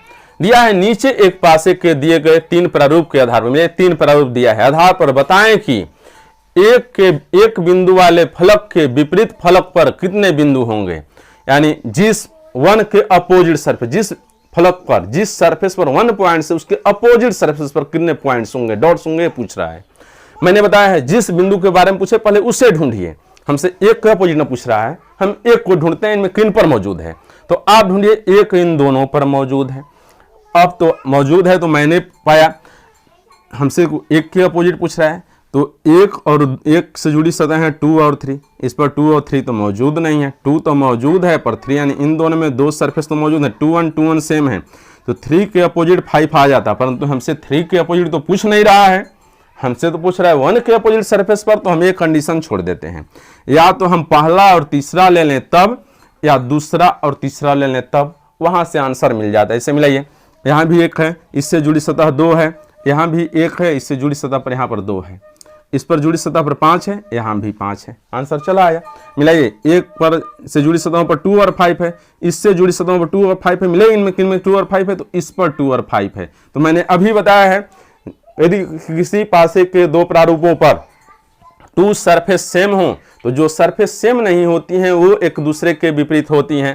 तो मिलाइए 2 5 सेम है, तो यह 1 और 6 सेम नहीं है, यानी 1 के अपोजिट सरफेस पर 6 होना चाहिए या 6 के अपोजिट सरफेस पर 1 होना चाहिए। यहाँ ऑप्शन में 6 है, 1 को पूछ रहा है तो यहाँ ऑप्शन होना चाहिए 6। ये है, जब 1 के अपोजिट पूछ रहा है तो ऑप्शन में 6 यहाँ होना चाहिए, नहीं 6 है। ये है आंसर, 1 के अपोजिट सरफेस पर 6 आना चाहिए, ये होता है आंसर। ऑप्शन यहाँ मिसमैच था, 6 होना चाहिए, सुधार लीजिए। तो चलिए हुए हैं, पहला सवाल बड़ा ही इंपॉर्टेंट है, सबसे डिफरेंट। मैंने जितने सवाल पढ़ाए थे उनमें सबसे डिफरेंट ये सवाल है। और दूसरा सवाल जो है ये इग्नू बीएड में आया हुआ है। तो पहला सवाल आप विशेष ध्यान से समझिए। हाँ, तो भाई ध्यान दीजिए। अब राजनीति फिर मत पढ़िए, नेताओं को फिर मत पढ़िए, इसी पर मैं शायरी सुना देता हूँ।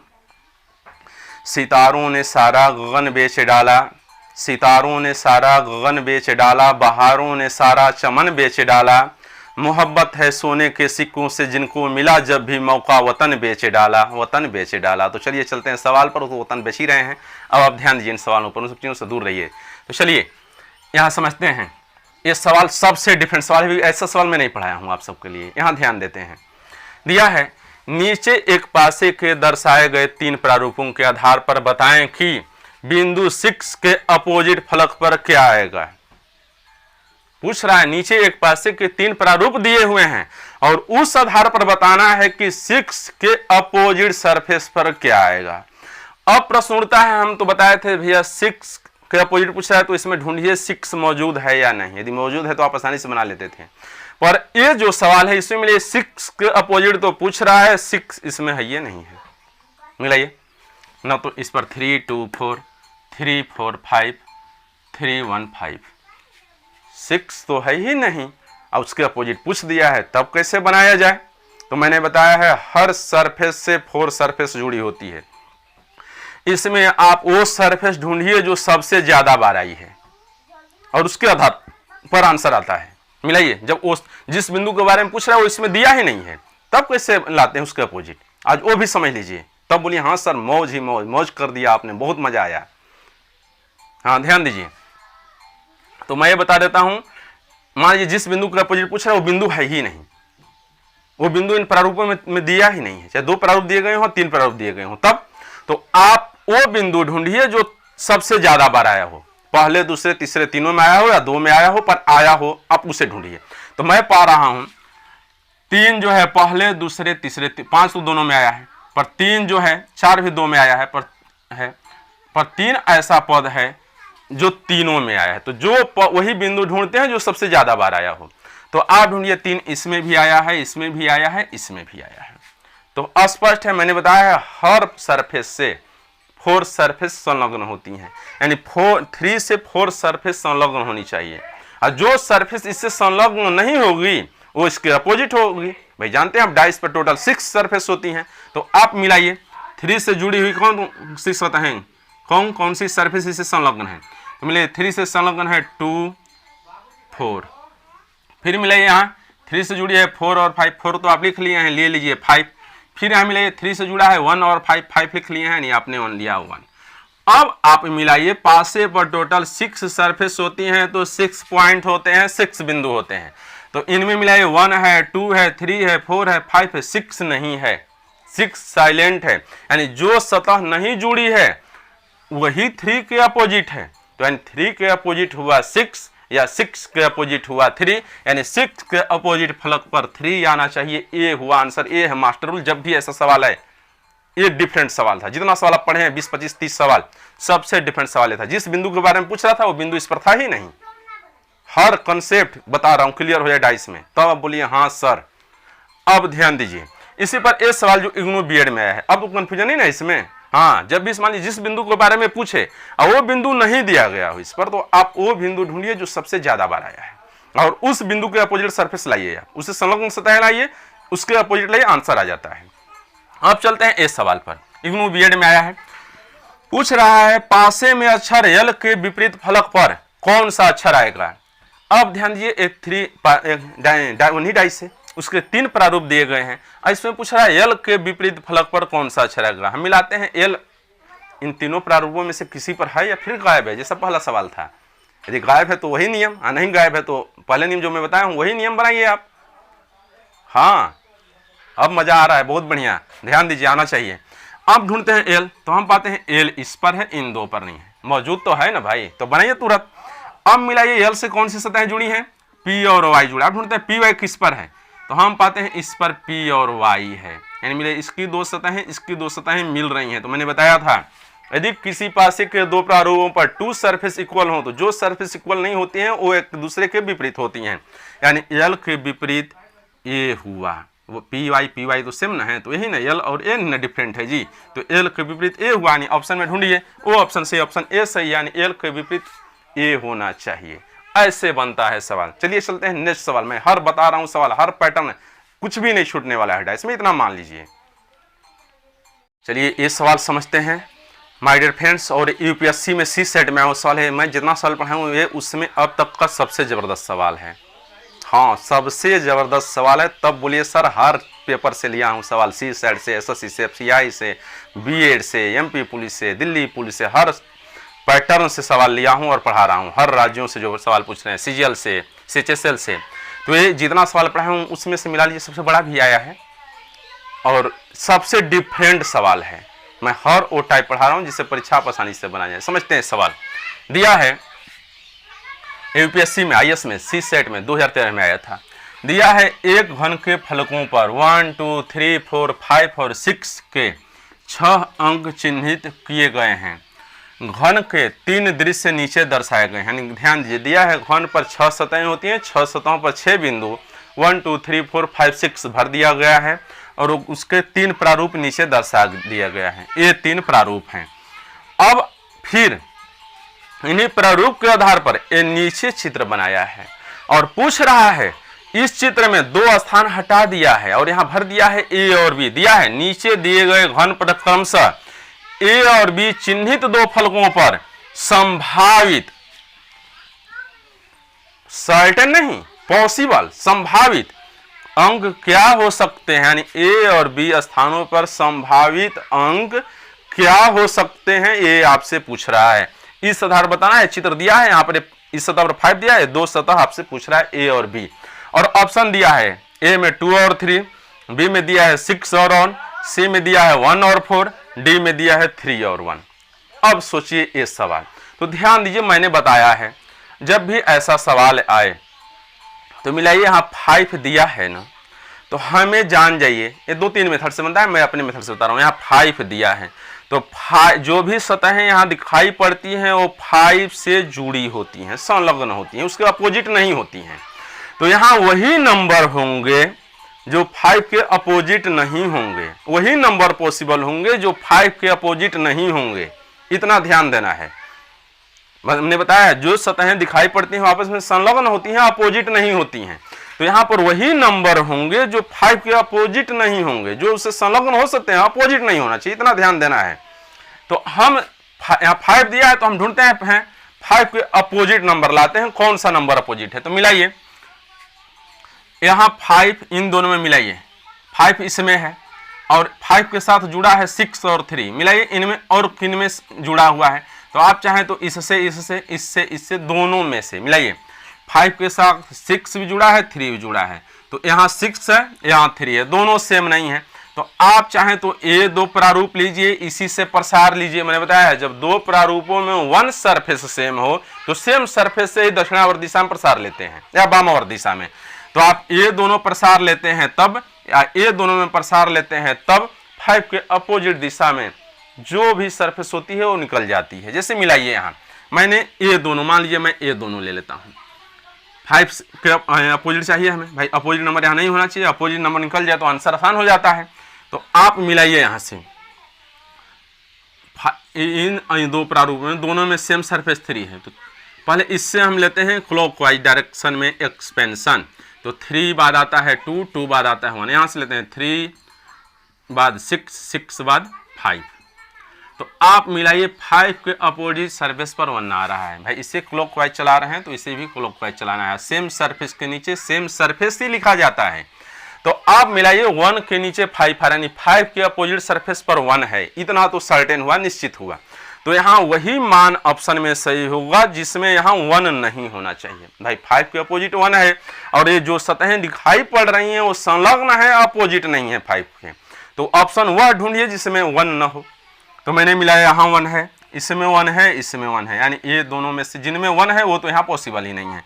यानी पॉसिबल सरफेस हुआ 2 और 3 यहाँ पॉसिबल हो सकते हैं, पर 1, 6 और 1 और 4, 3 और 1 पॉसिबल नहीं हो सकते हैं। इसलिए नहीं हो सकते हैं, जो 1 है वो 5 के अपोजिट है। अपोजिट है तो वह संलग्न सतह पर नहीं आना चाहिए, वह जो है साइलेंट होना चाहिए, वो दिखाई नहीं पड़ना चाहिए। यदि हम इसमें से 1 भी सरफेस चुनते हैं तो 1 ऐसा स्थान होगा जहां 1 आएगा, और 1 5 के अपोजिट है। अपोजिट सरफेस यहाँ मैंने बताया जो सतहें दिखाई पड़ती हैं अपोजिट नहीं होती हैं, संलग्न होती हैं। अतः जिनमें भी 1 मौजूद है वो सभी ऑप्शन पॉसिबल नहीं है। सिर्फ 1 ही ऑप्शन पॉसिबल है, सर्टेन नहीं पूछ रहा, 1 ही ऑप्शन पॉसिबल है, संभव है, वो है 2 और 3। ऐसे बनाते हैं सवाल। चलिए चलते हैं नेक्स्ट सवाल पर। बहुत ही जबरदस्त सवाल था। चलिए माय डियर फ्रेंड्स, ये दोनों सवाल समझते हैं। ये भी बहुत अच्छे सवाल हैं। दोनों सवाल SSC FCI में आया है 2015 में, और ये सवाल हम समझते हैं पेपर्स में आते रहते हैं सवाल। ध्यान दीजिए, पहले मैं सवाल पढ़ता हूँ तब चलता हूँ सवाल पे। आनंद आ रहा है ना? बहुत बढ़िया, आना चाहिए। सिर्फ पढ़ाई पर ध्यान दो यार, इधर उधर दुनियादारी बातों मत पढ़ो, फिर जीवन बना लो, फिर सारी दुनियादारी में एंजॉय लो। चलो समझो, दिया है नीचे दिए गए प्रारूपों का अध्ययन करके दिए गए प्रश्न का उत्तर दीजिए। ध्यान दीजिए, पासे के 3 प्रारूप दिए गए हैं, पहला, दूसरा, तीसरा, और इसमें पूछ रहा है इसका अध्ययन कीजिए और इस प्रश्न का उत्तर दीजिए। प्रश्न ए है, चित्र 3 के तल मुख पर संख्या क्या है? तल, तल मान नीचे, पेंदी, यानी चित्र यह 3 है, इसके ऊपर 4 दिया, इसको इसकी पेंदी में तल मुख यानी पेंदी में कौन सी संख्या है, ये आपसे पूछ रहा है। प्रश्न का भाव समझिए, सेंस, यहीं पे बच्चे फंस जाते हैं। अर्थ नहीं क्लियर हो पाता है, सवाल नहीं समझ पाते हैं, नहीं बना पाते हैं। आपसे पूछ रहा है चित्र 3 के तल मुख पर संख्या क्या है? चित्र 3 यह है, इसके ऊपर जो है वह दे दिया है, तल मतलब नीचे, नीचे तल, तली, पेंदा, उसके नीचे जो संख्या क्या है वह पूछ रहा है। यानी 4 के विपरीत जो संख्या क्या है वह पूछ रहा है। इस प्रश्न का यह भाव है। ऑप्शन दिया है 6, 2, 1, डी दिया है, इनमें से कोई नहीं। ये 4 ऑप्शन है। मैं समझा रहा हूं सवाल। हमसे पूछ रहा है 4 के अपोजिट। प्रश्न पूछने का मेन सेंस यही है, चित्र 3 के तलमुख पर संख्या क्या है, मतलब 4 के अपोजिट सरफेस पर संख्या क्या है। भैया यही ना चित्र 3 है, इसके तलमुख यानी नीचे कौन सी संख्या ये पूछ रहा है। यानी ऊपर 4 है तो इसके अपोजिट तली पर कौन सी संख्या यही पूछ रहा है। 4 के अपोजिट सरफेस पर संख्या क्या है, मेन भाव यह है। ये प्रश्न पूछ रहा है, बस पूछने का ढंग बदला है, तरीका बदल दिया है। अब समझिए, तो मान लीजिए 4 के अपोजिट हमसे पूछ रहा है, तो 4 के साथ जुड़ी हुई सतहें हैं 5, 3। अब ढूंढता हूं 5, 3 किस पर मौजूद है। इस पर तो सिर्फ 3 है, 5 नहीं है। इस पर मिलाते हैं 5 और 3 दोनों हैं। तो मैंने अभी बताया है 4 से जुड़ी सतहें 5, 3 और इस पर 5, 3। यदि किसी 2 प्रारूप पर 2 सरफेस सेम हो, तो जो सरफेस सेम नहीं होती हैं वो एक दूसरे के विपरीत होती हैं। अर्थात 4 के अपोजिट 6 होना चाहिए, यानी 3 के तल मुख पर 6 होना चाहिए। ये होता है आंसर। सवाल आसान था, बस पूछने का भाव बदल दिया था, जिससे भारी फील हो रहा था, क्लिष्ट फील हो रहा था। अब ये भी सवाल समझते हैं। मैंने बताया है, दिया है दिए गए चित्रों के आधार पर बताइए कि लाल पृष्ठ के विपरीत कौन सा रंग होगा। हमसे पूछ रहा है लाल, तो पहले ढूंढते हैं लाल इनमें से किस प्रारूप में दिखाई पड़ रहा है। तो आप पाते हैं लाल इसमें दूसरे प्रारूप में दिखाई पड़ रहा है। अच्छा, लाल से जुड़ी सतहें हैं काला और हरा। तो आप ढूंढिए काला और हरा किस पर दिखाई पड़े हैं। तो इस पर काला है, हरा नहीं है। इस पर ढूंढ रहे हैं तो हरा है, काला नहीं है। तो चाहे आप ये 2 सरफेस लीजिए या ये 2 सरफेस लीजिए, किन्हीं 2 सरफेस से बना देते हैं, सवाल बन जाता है। इसे मिलाइए, इन दोनों में मिलाइए, इन दोनों में कॉमन सरफेस काला है, वो नहीं सरफेस इक्वल है, सेम है। तो मैंने बताया है जब 2 प्रारूपों में 1 सरफेस इक्वल हो तो उस सेम सरफेस से आप क्लॉकवाइज या एंटी क्लॉकवाइज डायरेक्शन में प्रसार लीजिए। जिस सरफेस के नीचे जो सरफेस आती है वह उसके अपोजिट होती है। इसे मिलाइए, ये दोनों में काला है, मैं ब्लैक लिख रहा हूँ, ब्लैक यहाँ से प्रसार ले रहा हूँ, सेम सरफेस है, ब्लैक बाद व्हाइट, व्हाइट बाद आता है येलो। इस तरह से यहाँ भी सेम सरफेस के नीचे ब्लैक, ब्लैक बाद आता है ग्रीन, ग्रीन बाद आता है रेड।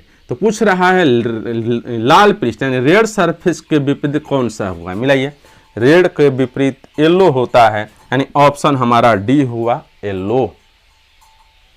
इन दोनों से बताएं।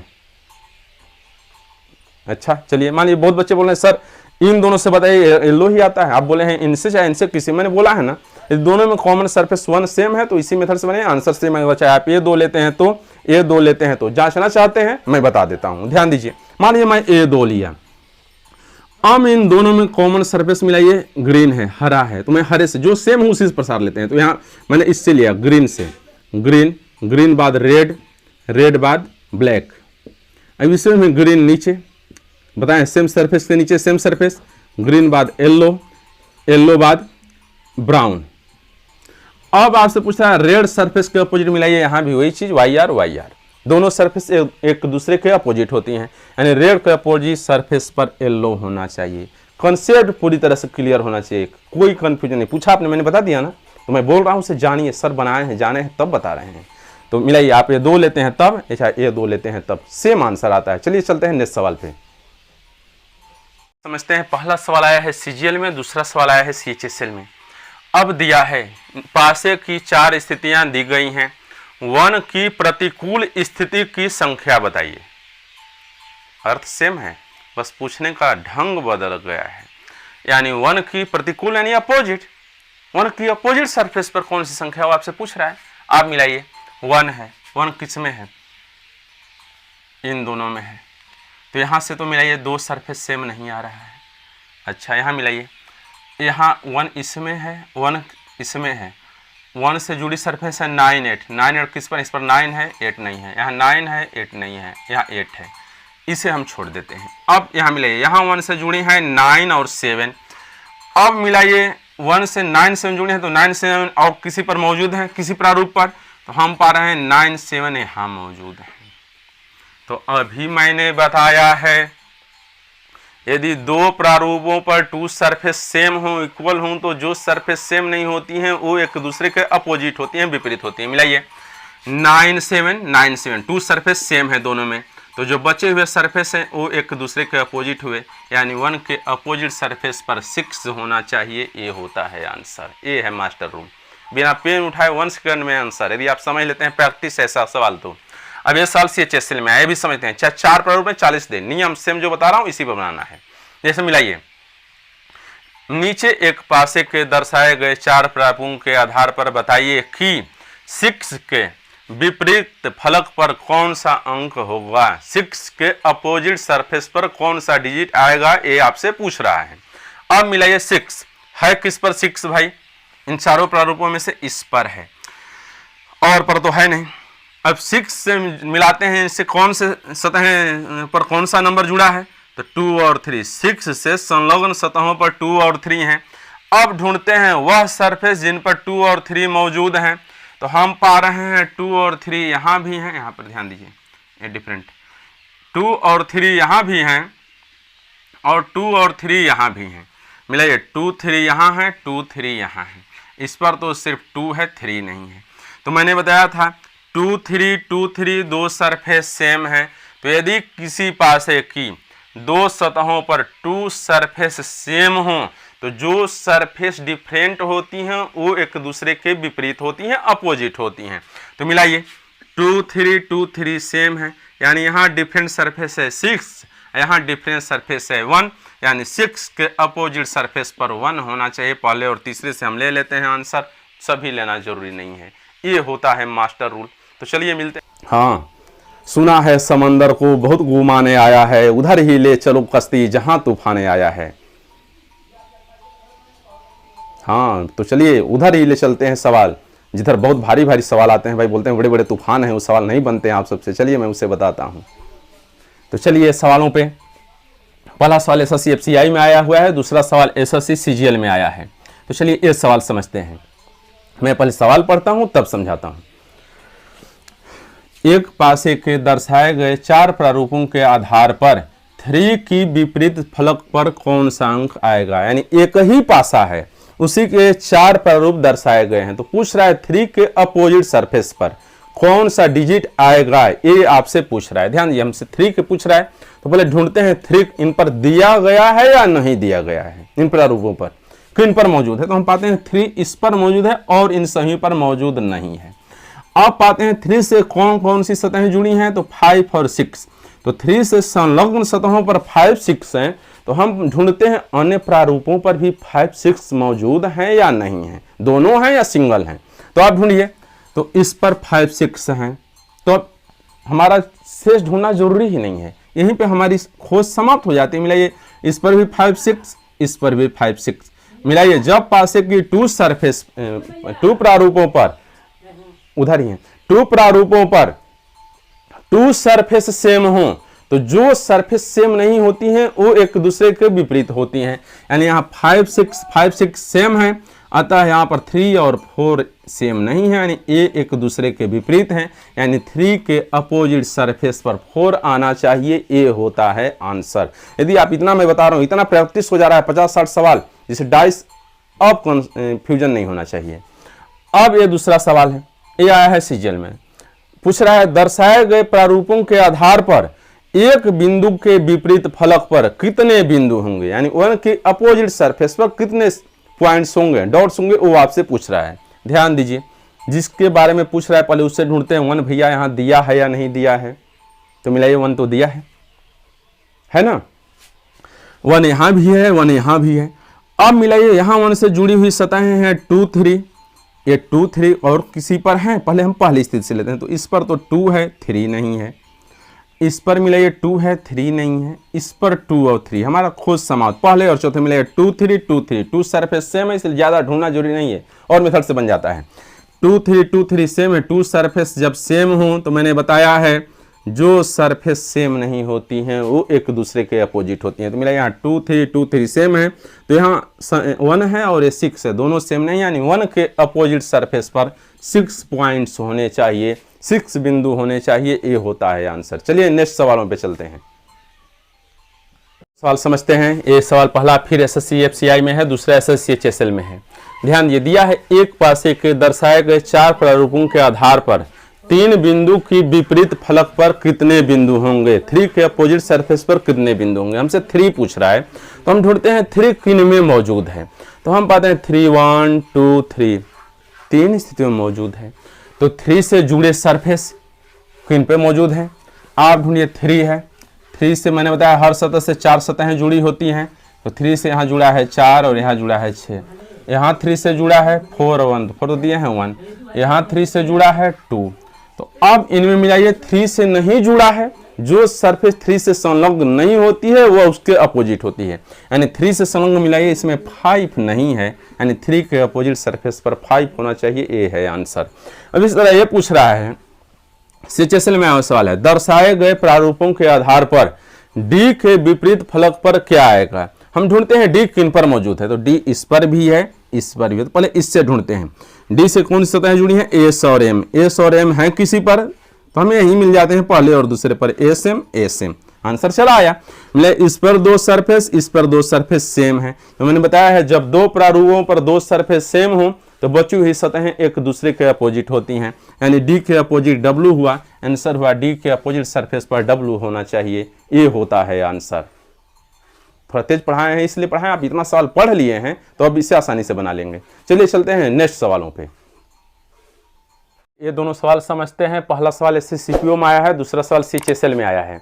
ध्यान ये दिया है, दर्शाए गए प्रारूपों के अनुसार हरे रंग वाले फलक के विपरीत कौन सा रंग होगा।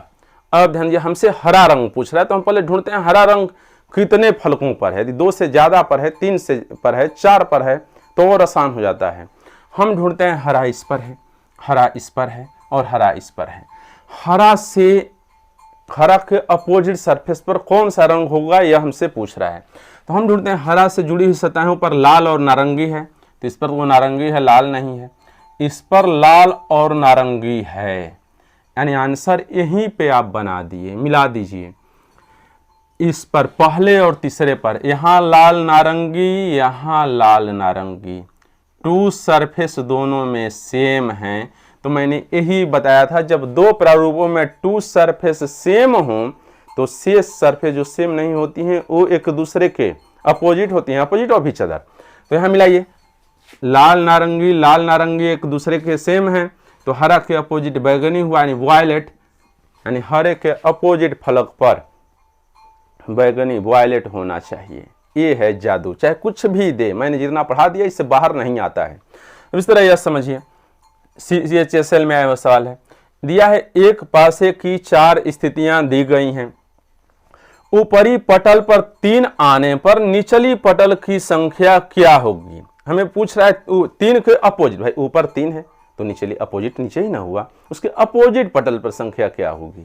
अब मिलाइए, 3 है किस में, तो 3 इसमें है, इसमें है, इन दोनों में नहीं है। अच्छा, अब 3 से जुड़ी सतहें हैं 6 2, किन में है 6 2, इसमें 6 है, इसमें 2 है, दोनों नहीं है। इसमें लाते हैं 3 से जुड़ी सतह है 1 4, 1 4 किस में है, इसमें 1 है तो इसमें 4 है, 7 नहीं है, छोड़िए वो सब। अब मिले 3 से कितनी सतहें जुड़ी हैं। मैंने बताया है हर सरफेस से 4 सतहें जुड़ी होती हैं। तो मेरा यहाँ 2 जुड़ा है, 3 जुड़ा है, यहाँ से 1 जुड़ा है, 4 जुड़ा है, 3 से यहाँ जुड़ा है 2 और 6, यहाँ जुड़ा है 1 और 4, यानी मिला ये 1 सरफेस ऐसा है जो इससे नहीं जुड़ी है, साइलेंट हो, दिखाई नहीं पड़ रही। हमने पता है पास से टोटल 6 सरफेस होती हैं, हर सरफेस पर डिफरेंट नंबर, टोटल 6 नंबर्स होते हैं। तो इसमें मिला ये 1 है, 2 है, 3 है, 4 है, 6 है, पर 5 गायब है, यानी 3 से 5 नहीं जुड़ा है। जो नहीं जुड़ा होता है वो दिखाई ही नहीं देता है, यानी 3 के अपोजिट सरफेस पर 5 आना चाहिए, ये होता है आंसर। अब कंफ्यूजन दूर हो रहा है, दूर होना चाहिए, धीरे धीरे असर हो रहा है ना, बहुत बढ़िया। अच्छा, हाँ बहुत अच्छा, मैं पढ़ा रहा हूँ, पानी मुझे में नहीं हूँ, फिर भी चलिए धीरे धीरे असर हो रहा है, बहुत बढ़िया से हो रहा है, जिससे दवा असर होती है धीरे धीरे, बहुत बढ़िया बात है।